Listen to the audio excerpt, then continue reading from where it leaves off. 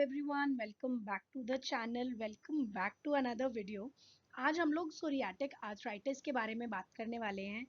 Arthritis बहुत सारे types के हैं। स्पेशली मैंने सोरियाटिक इसलिए पिक किया है क्योंकि ये थोड़ा सा अनकॉमन है, बट अवेयरनेस होनी ज़रूरी है, इसीलिए। एग्जैक्टली होता क्या है psoriatic arthritis? Chronic autoimmune disease है। Arthritis in itself is an autoimmune disease basically, जिसकी वजह से जॉइंट इन्फ्लेमेशन हो जाती है। मोस्टली एसोसिएटेड है सोरियासिस से, which is a skin disorder.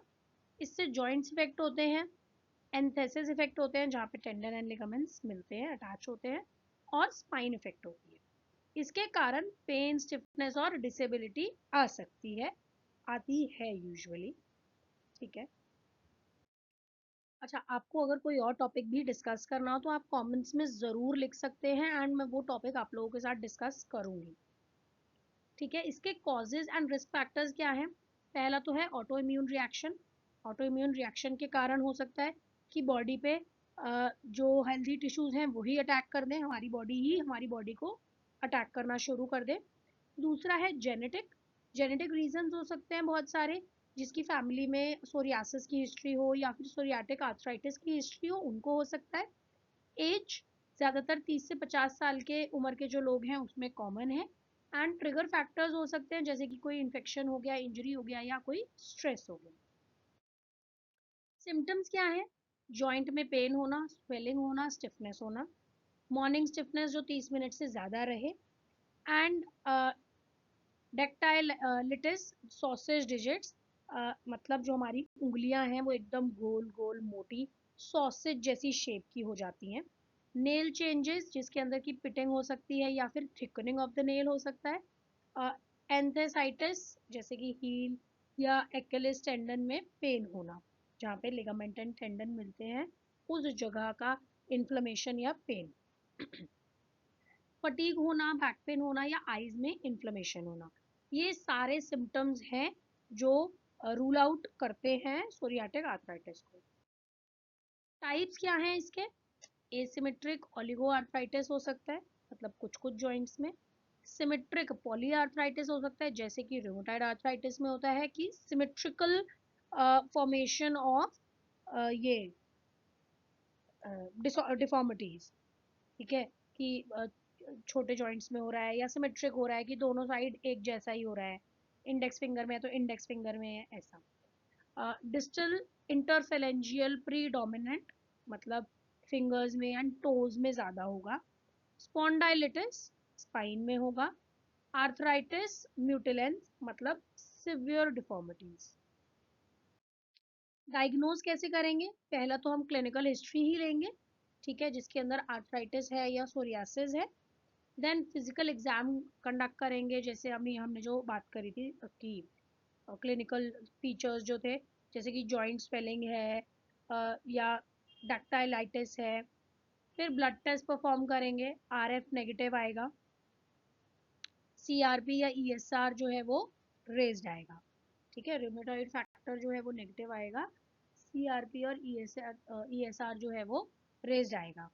Imaging में हम एक्सरे, एमआरआई या अल्ट्रासाउंड करवा सकते हैं, and we can check for science.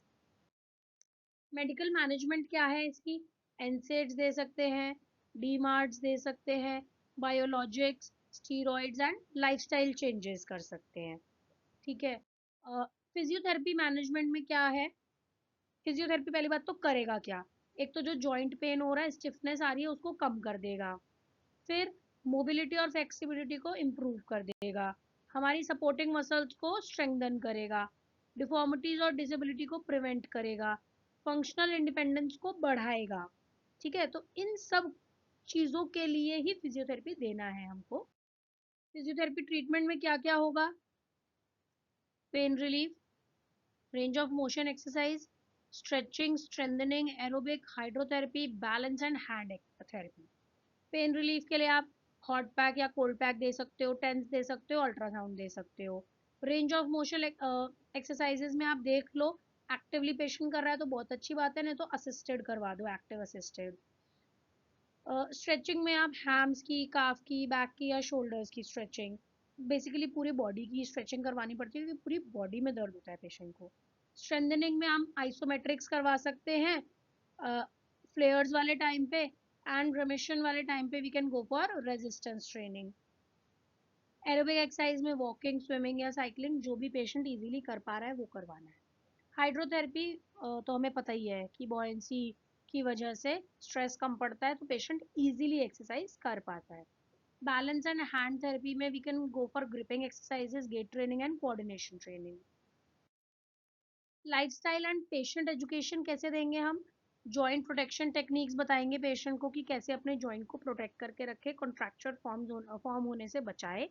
Energy conservation techniques बताएंगे, पेसिंग एक्टिविटीज बताएंगे, पॉस्चर करेक्शन एंड अर्गोनॉमिक्स सिखाएंगे पेशेंट को, योगा एंड ब्रीदिंग बताएंगे रिलैक्सेशन के लिए, weight control and regular physical activity teach करेंगे हम। प्रोग्नोसिस क्या है इसका? देखो, एक तो ये जो है ये बड़ा क्रोनिक है लेकिन मैनेजेबल है, टाइम से देख लिया तो मैनेज कर सकते हो।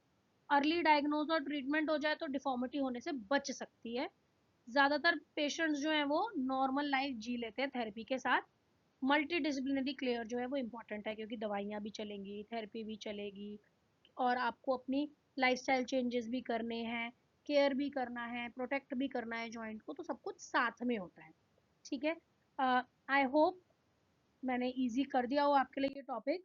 स्टिल अगर कोई कंफ्यूजन है तो कमेंट्स में पूछ सकते हैं। सब्सक्राइब कर देना और ऐसे टॉपिक्स के लिए। Thank you for watching.